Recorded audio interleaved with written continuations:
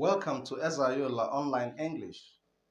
In our previous video, we really talked about the English tenses, and we were able to tell you all the major tenses we have in English language.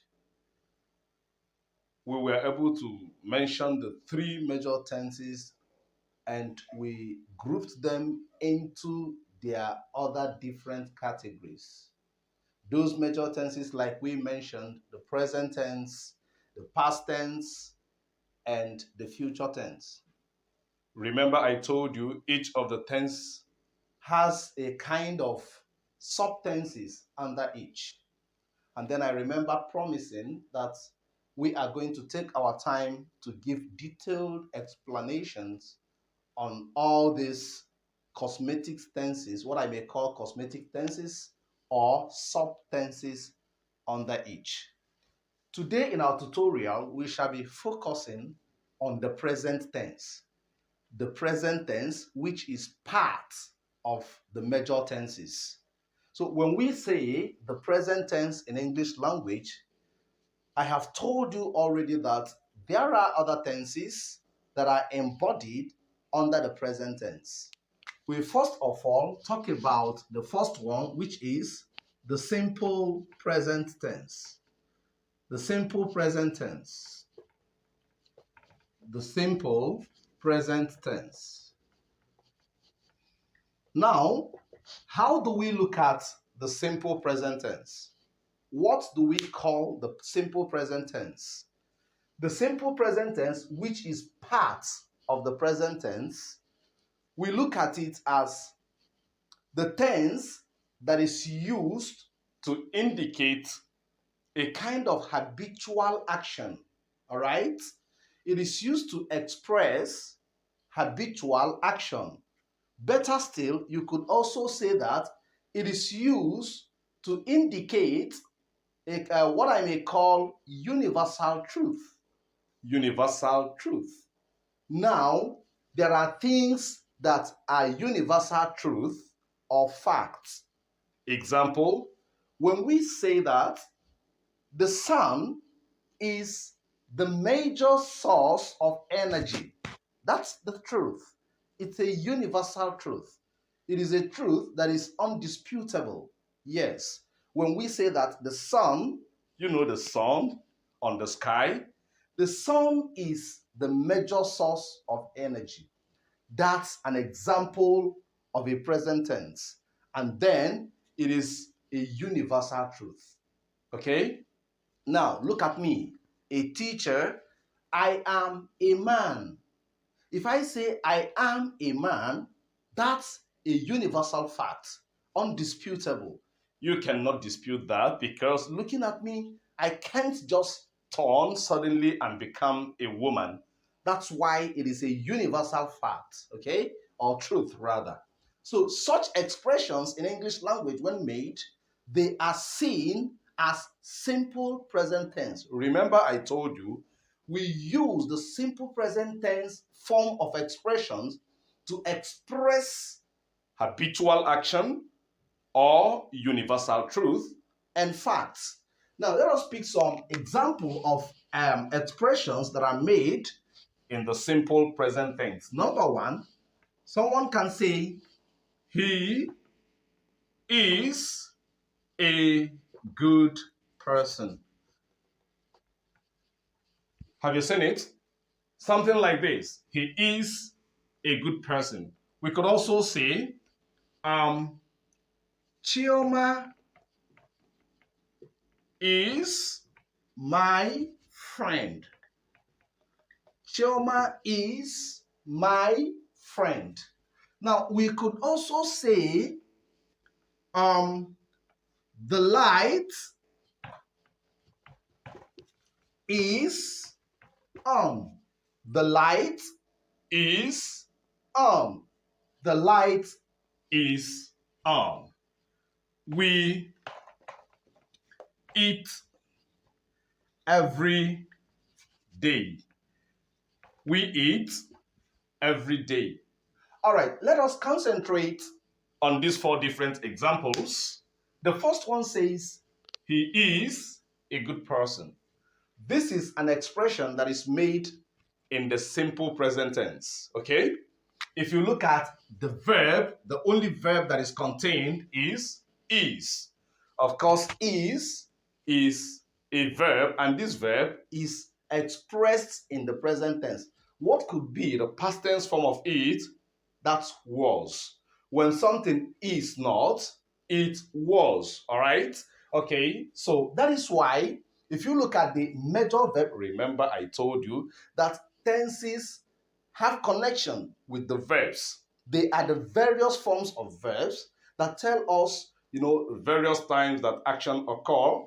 Okay, now here we have the is as the verb that is existing from the expression. Okay, and this verb, like I told you, it is in the simple present tense. But the entire expression outrightly, if we look at it, we are saying something here. He is a good person. What does it mean? Someone is a good person. At that point in time, he is a good person.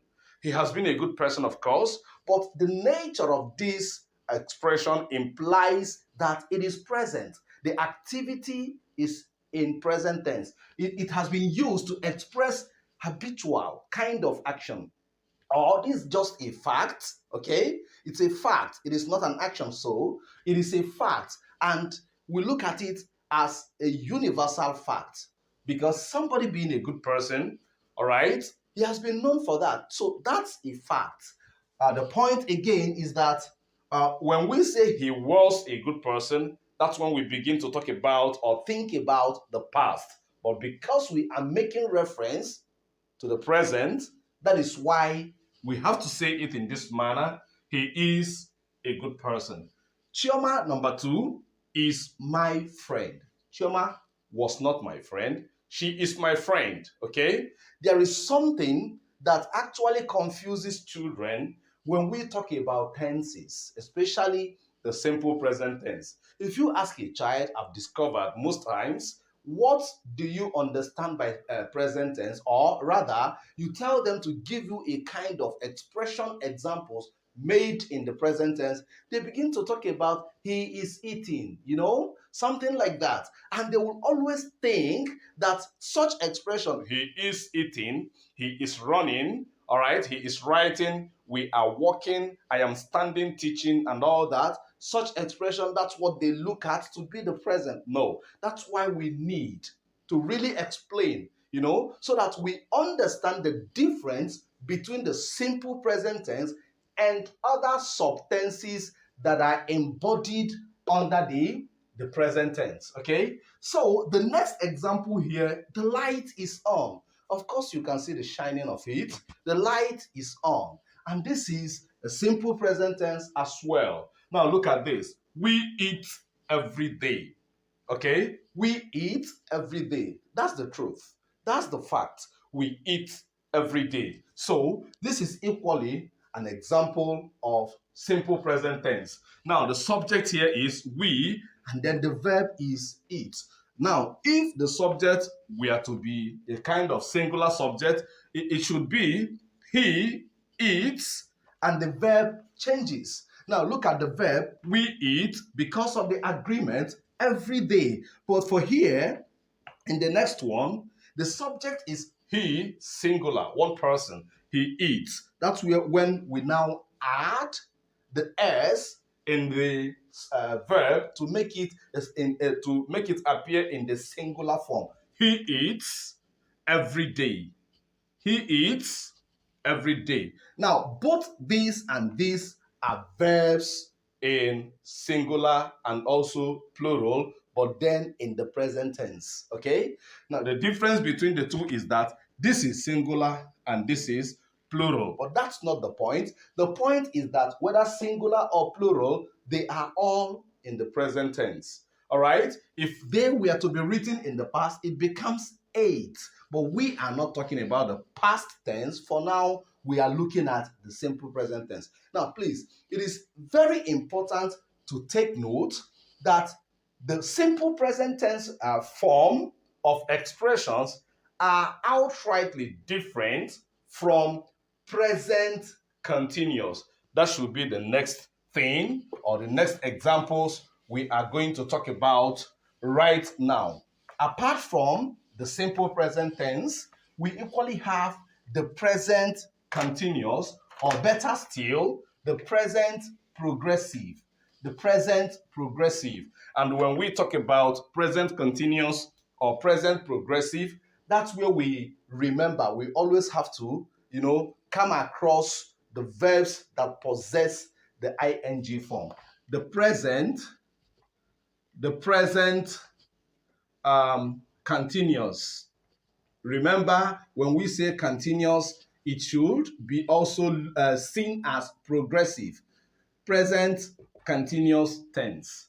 Now, the present continuous tense, what type of tense do we look at as present continuous tense? In the present continuous tense, these are the tense that are used, okay, the tenses that are used to express actions that are in progress at the moment of conversation. All right? Like what I am doing right now. What am I doing? I am teaching, of course. I am teaching. You see it, you listen to that. I am teaching. We have the existence of two verbs, the am and the teaching. That teaching implies progressive. And somebody listen to that will just look at the situation and discover that at the moment of that conversation, the activity is going on. That is why it is present continuous. Let us obtain some examples of tenses under that or expressions under that. I've mentioned already, I am teaching. I am teaching right now. Okay, that's one of the examples. We could also say he is dancing in the class. This is another example. Somebody could also say they are going home. They are going home. All right. Now, from these three examples we have already under the present continuous, remember, present continuous or present progressive tense. We have the first example, I am teaching right now. But the point is this, when something like this is said, anybody that hears you will of course come around and discover that that moment you are teaching. The action has not ended. The action is still in progress. And that's why it is seen as present continuous or present progressive. I am teaching right now. Of course, that's what I am doing. He is dancing in the class. If you listen to this kind of statement, you just look around immediately without hesitation. You notice that a child or a student or whoever is dancing in the class. At that point, the activity is still on. It has not stopped. It's still in progress. And that's why it is present continuous. They are going home. Wow. Are they going home? Yes, they are going home. And you look around, you see some people going home, of course. At that moment, the activity is on. The action is in progress. That's why it is present continuous or present progressive. Take note, the present tense, in the present tense, I have mentioned, we've itemized example of expressions under the simple present tense.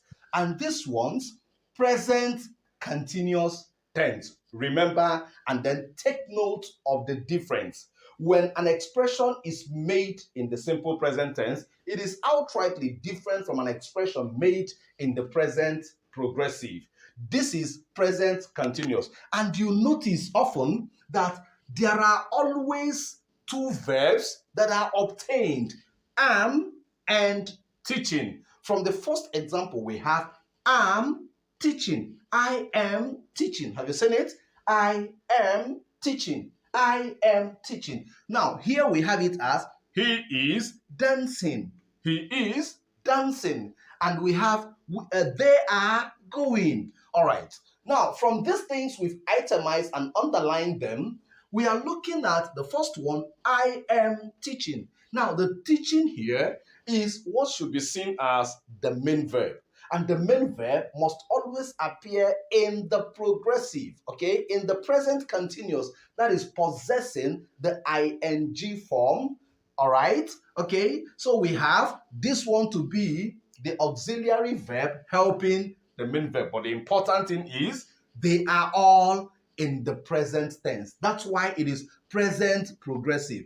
Both these and this, the auxiliary verb and the main verb, will always appear all in the progressive. Okay, sorry, in the present tense. So I am teaching, the two verbs are in the present tense. The first one is the auxiliary, the helping verb, to the main verb, which is in the progressive. The same thing is here, is dancing. And then finally, are going. Take note, take note.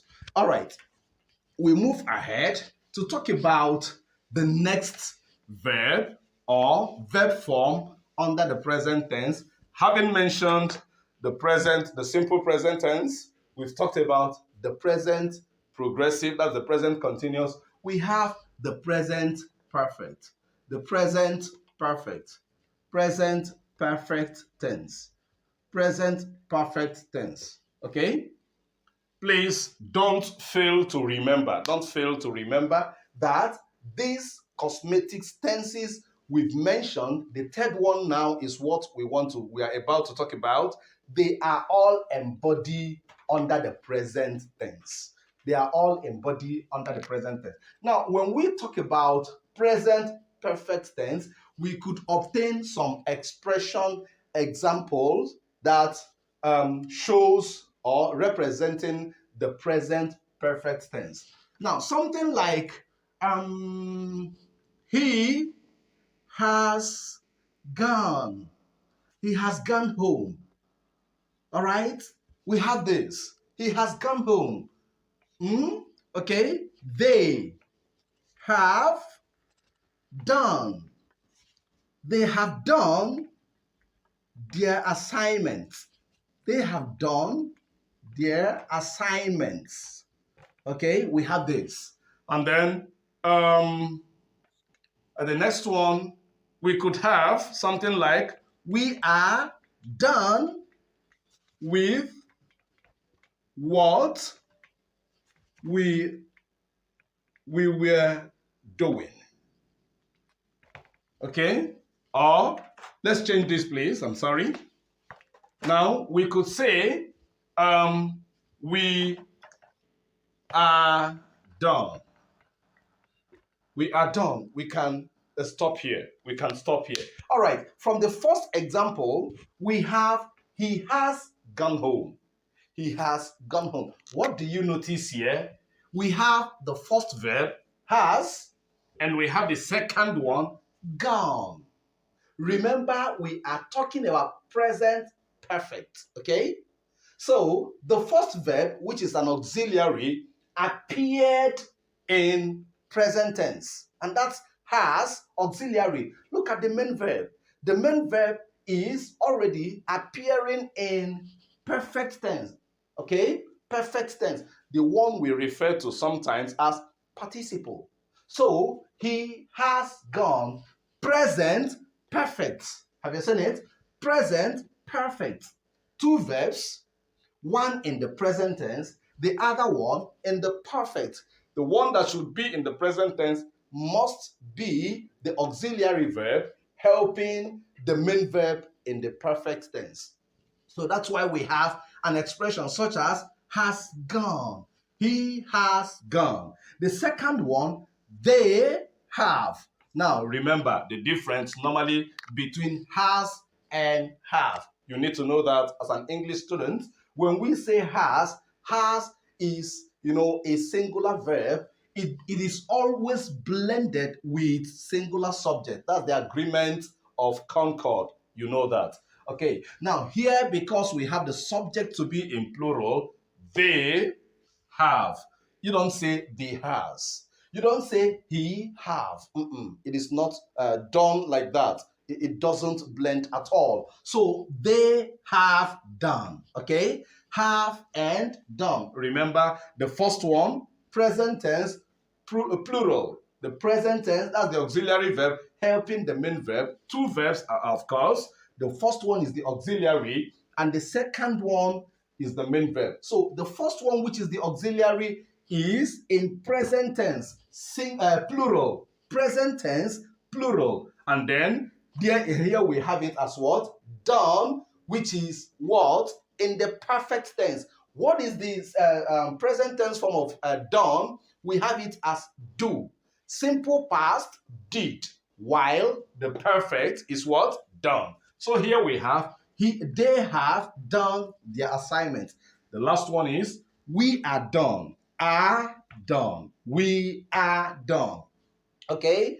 Here is present tense auxiliary verb, and this is perfect. Are done. And remember, plural present, blending with the plural subject, we. Okay, now if you look at these shapes of sentences, we now see that they are in present perfect tense.